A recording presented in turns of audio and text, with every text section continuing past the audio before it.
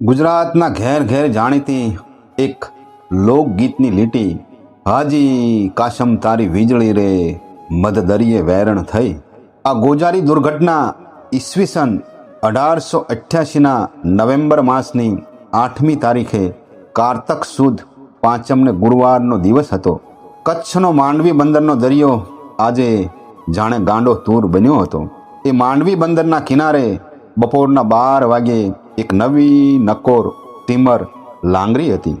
ઇંગ્લેન્ડના ગ્લાસગો સિટીમાં આ સ્ટીમર બની હતી. બોમ્બે સ્ટીમર નેવિગેશન કંપની માટે એ બનાવી હતી. 170 ફૂટ લાંબી, 26 ફૂટ પહોળી આ સ્ટીમર સ્ટીલ બોડીની બનેલી હતી. સ્ટીમરનું વજન જ 63 ટન જેટલું હતું. આ સ્ટીમરને તૈયાર થતાં 3 વર્ષ લાગ્યા હતા. 3 માળ અને 25 કેબિન ધરાવતી આ સ્ટીમરનું નામ SS વેટરના હતું. બોમ્બે સ્ટીમર નેવિગેશન કંપની હાજી કાસમ જુસબ નામના એક મુસ્લિમ શ્રીમંતે કેપ્ટન જેમ્સ શેફર્ડ નામના અંગ્રેજ સાથે ભાગીદારીમાં સ્થાપી હતી. હાજી કાસમ ખૂબ જ ઉદાર સ્વભાવના હતા. કંપનીના મુંબઈ ખાતેનો વહીવટ હાજી કાસમ જુસબ સંભાળતા હતા. વેટરના સ્ટીમર વિલાયતથી ઉપડી હિન્દુસ્તાન આવે છે એના સમાચાર આખા વિશ્વમાં પ્રસરી ગયા હતા. વેટરના સ્ટીમરની ઝડપ વીજળી જેવી હતી. એ સમયમાં વીજળીના દીવાઓ હજી જોયા નહોતા, જ્યારે આ સ્ટીમર ઉપર અનેક દીવાઓ બળતા હતા. વીજળીના કેપ્ટન ઇબ્રાહીમભાઈને આ સ્ટીમરની મજબૂતી ઉપર ગર્વ હતો. કરાચીથી મુંબઈ સુધીની પહેલી સફરમાં મુસાફરી કરવાનો લાહવો લેવા એ જમાનાના લોકો તલપાપડ બન્યા હતા. પરિણામે કરાચીમાંથી મુસાફરો ઉભરાયા હતા. વીજળી નામની સ્ટીમર મુંબઈ જવા માટે કરાચીથી ઉપડી ચૂકી છે એવા સમાચાર કચ્છના ગામે ગામ પહોંચી ગયા હતા. કચ્છના ખૂણે ખૂણેથી લોકો વીજળીને જોવા અને એમાં મુસાફરી કરવા માંડવીના બંદરે પહોંચી ગયા હતા. કચ્છના જુદા જુદા ગામોમાંથી 13 જાનું મોડબંધા વરરાજા સાથે મુંબઈ પહોંચવા માટે માંડવી બંદરે આવી પહોંચી હતી. માંડવીની 4 જાનોની સફર તો બીજી બોટમાં હતી, પણ અજાયબ જેવી આ વીજળીમાં સફર કરવાની તક મળશે એમ માની બોટમાં ટિકિટ કેન્સલ કરાવી વીજળીમાં તેઓ ચડ્યા હતા. જાનૈયાઓના કંઠેથી ગવાતા લગ્ન ગીતોથી માંડવીનો દરિયો ગુંજી રહ્યો હતો.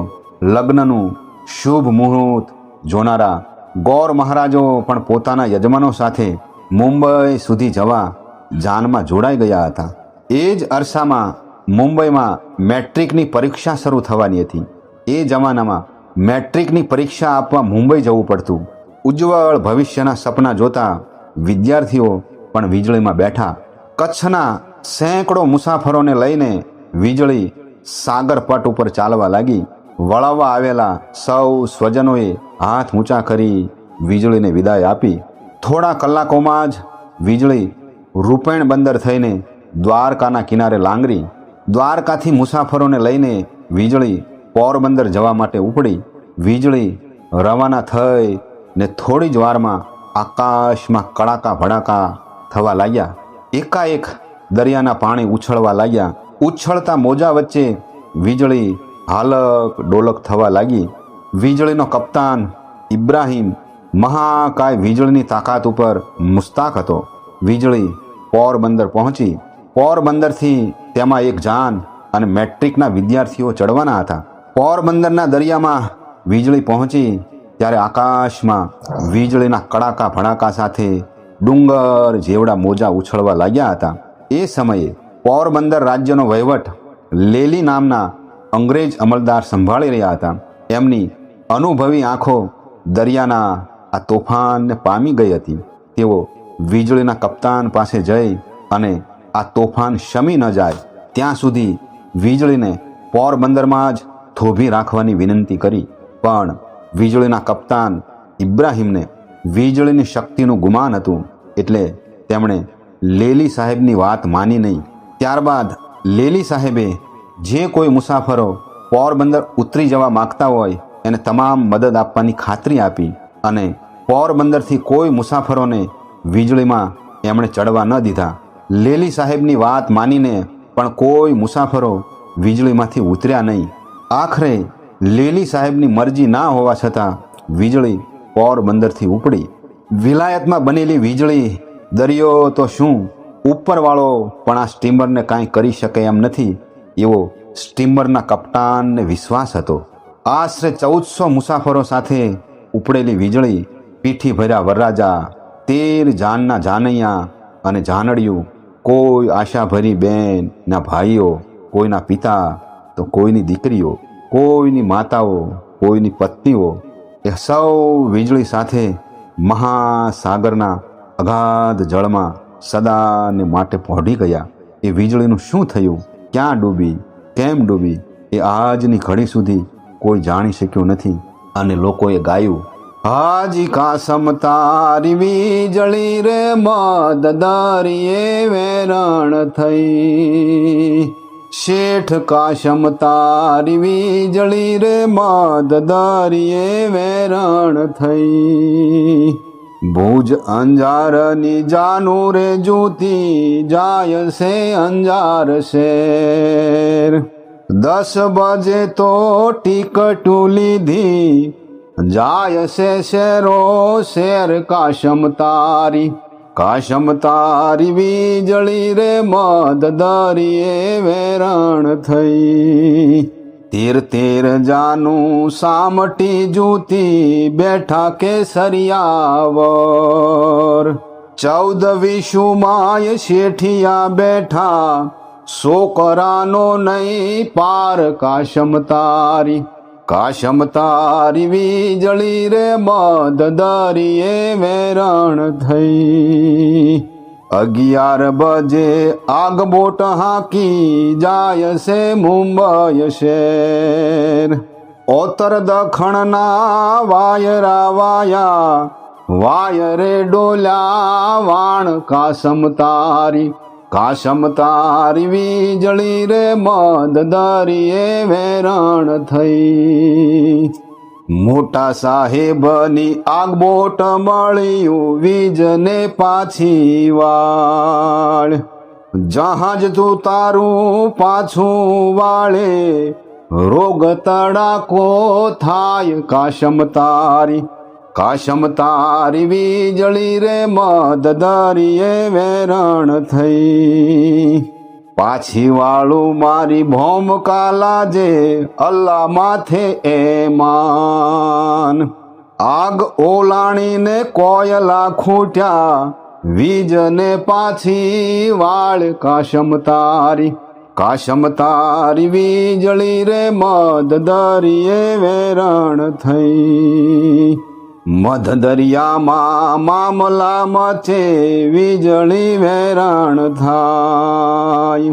ચહમાં માંડીને માલમી જોવે પાણીનો નાવે પાર. કાશમ તારી વીજળી રે મદ દરિયે વેરણ થઈ. કાચને કૂપે કાગળ લખે મોકલે મુંબઈ શહેર. હિન્દુ મુસલમીન માનતા માને 5મે ભાગે રાજ. કાશમ તારી વીજળી રે મદ દરિયે વેરણ થઈ. 5 લેતા તું 5 છે લેજે સારું જમાડું શેર. ફટ ભૂંડી તું વીજળી મારા 1300 માણસ જાય. કાશમ તારી વીજળી રે મદ દરિયે વેરણ થઈ. શેઠ કાશમ તારી વીજળી રે મદ દરિયે વેરણ થઈ.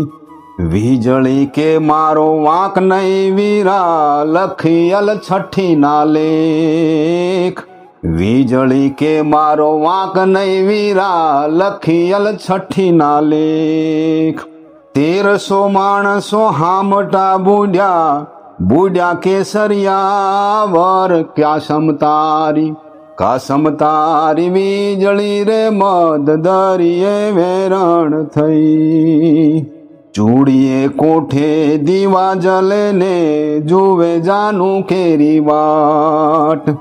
મુંબઈ શહેરમાં માંડવાના ખેલ ખોબલે વેચાય ખાંડ કાશમ તારી. કાશમ તારી વીજળી રે મદ દરિયે વેરણ થઈ. ઢોલ ત્રાંબાળું ધ્રુસ કે વાગે જુએ જાનુની વાટ. દેશ દેશાથી તારવ છૂટ્યા વીજળી ડૂબી જાય કાશમ તારી. કાશમ તારી વીજળી રે મદ દરિયે વેરણ થઈ.